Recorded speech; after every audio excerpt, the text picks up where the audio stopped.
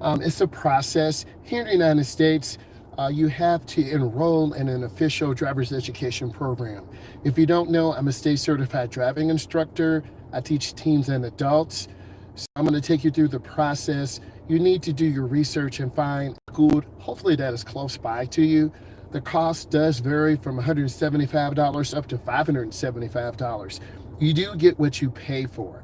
So you have to do ample research to find a school that works for you and your schedule. Most of the time, there's a cycle of 30 days, 45 days to get you done. Typically, I drive 20 to 36 kids within a 6-week, 7-week period. So you want to plan accordingly. It's the summer right now. So driver's education is blowing up, right? And there are teens enrolling, there are adults enrolling, private lessons. So it really depends on what is your goal in driver's ed. You all want to learn how to drive, but do you really want to learn the proper rules of the road? Do you want to become a master driver? And that takes time. It takes about 10 years to become a master. I know some of you are saying, 10 years? I just want to enroll and get my permit. Well, the first 90 days after you get your permit are the most dangerous. So what does this mean to you as a newly licensed driver or permit level driver? You're in your probationary period. And if you have an at-fault crash or an accident, that could be taken away. As your instructor, that would make me sad. So I'm trying to teach you some things you need to do to be successful. Number one, you got to be patient with the process, patient with your instructor, and most of all, patient with yourself. If you're not patient with yourself, you're going to end up rushing through, not really learning, and simply having an accident. We don't want that to happen. Next, you want someone who's going to be nice, who won't yell at you when you make mistakes. Because I'm an instructor, I understand I have my kid gloves on, and I support you in driver's education, which is extremely important because I may tell you to go right, you go left. I may tell you to look over your shoulder because you're making a lane change to the right. You look over your left shoulder and you go into the left lane, thereby causing an accident. So you need to trust your instructor. Simply, you need to trust me. I'm your instructor. I try to give you directions in advance. For example, at the light, I want you to make a left. Also, use hand directions. So I'm going to point to the left. I'm going to point to the right. Because you're going to be overwhelmed. You're going to have your friends in the car with you. You're going to have that weird peer interaction, and peer interaction makes you do silly things. Okay? Next, I'm not going to make last minute decisions. If I'm an instructor and you're my student, if I tell you something the last second, the likelihood of we crashing, you not using your blinker, you going over the curb, it's called curbing, you will have an accident. So I want to reduce those things. I'm going to make a general conversation with you. What are your goals for driver's ed? Do you have a job? Many of you are 16, 18, 20, 25. I'm very motivated to have you reach your goal, to becoming a good driver, to get a job, to learn about proper maintenance, such as checking your oil, putting air in the tire. How do you put petrol in your tank? There's so many different elements. It goes just beyond you learning how to drive. So those things are super important. I'm going to use visual demonstrations. For example, I'm going to have you sit in the car and have you properly adjust your seat. Extremely important. You're going to put on your seatbelt. You're going to adjust your mirrors. Your center mirror, you should frame the rear window in the mirror. You should be able to see everything in your left mirror, the side of the car. Same thing with the right mirror. Mirror adjustment is an overlooked thing. So you got to have those mirrors adjusted properly. I'm going to be considerate of you. Some of you are 16, some of you are 18, some of you are 25. You have different elements. Maybe you have a child. Maybe you work part-time and you're going to school, so you can only drive in the evening. So I ask you these questions so when I set my schedule, I am very considerate of what you need.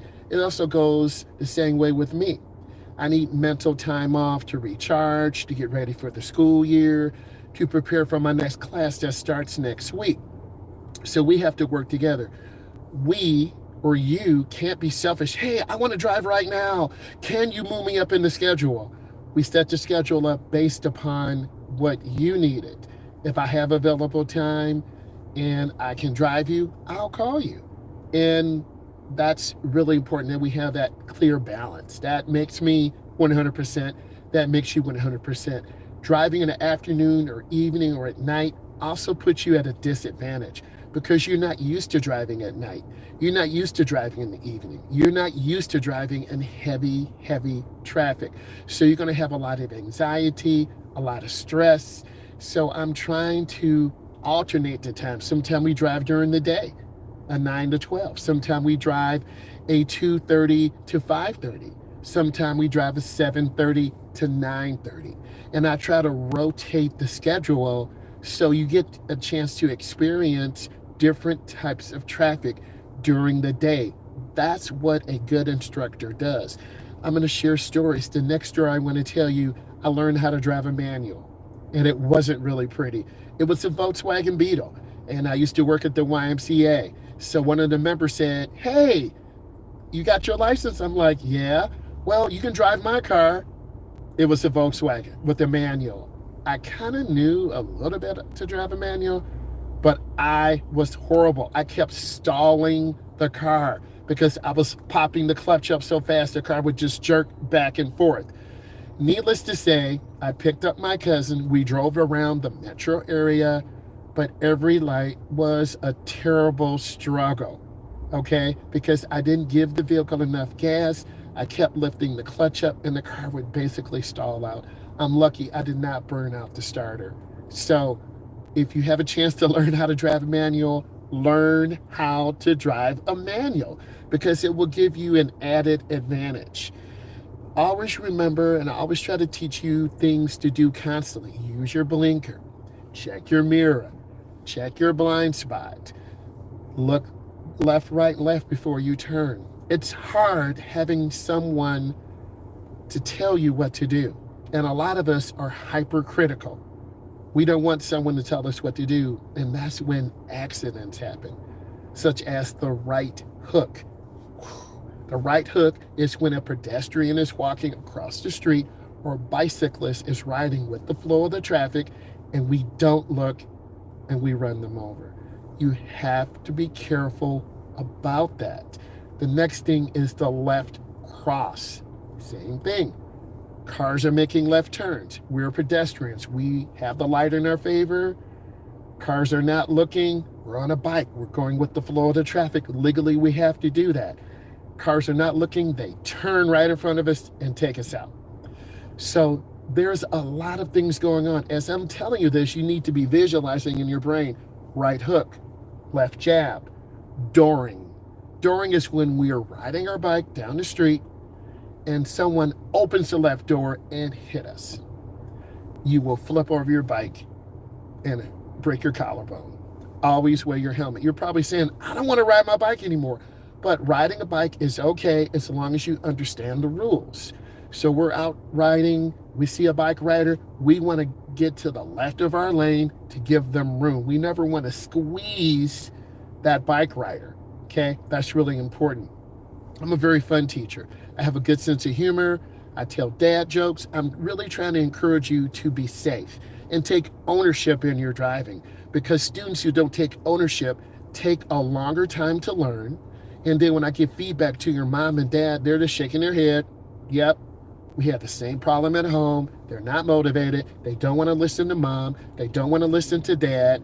You end up fighting and arguing with your parents. So this is a maturation process where you have to grow up. Driving is not for kids. I'll say it again. Driving is not for kids. I treat you like an adult because this is an adult responsibility.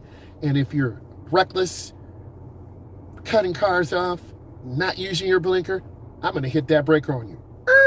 And I'm going to stop you and have you reevaluate yourself.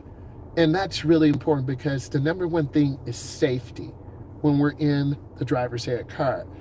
I try to give you positive reinforcement. Man, that was a great right turn. Nice merge on the expressway. Great parallel park. And I say this from my heart because I'm truly a passionate person about driver's education. And if you're watching this, you need to give it a thumbs up.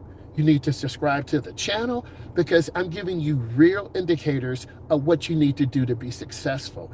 I not only tell you what to do, I show you what to do. That's the difference between me and a lot of other people.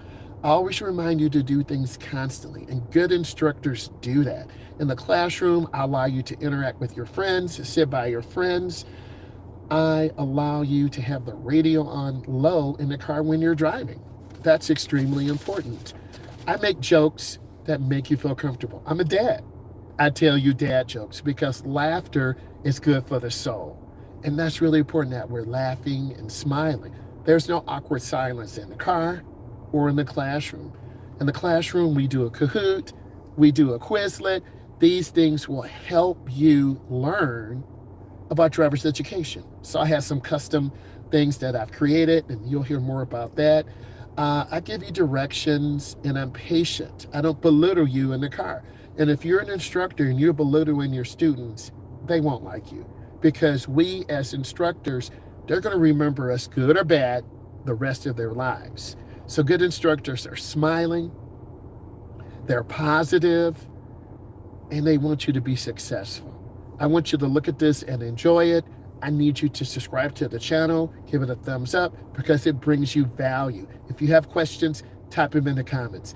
Bye, guys. Happy motoring.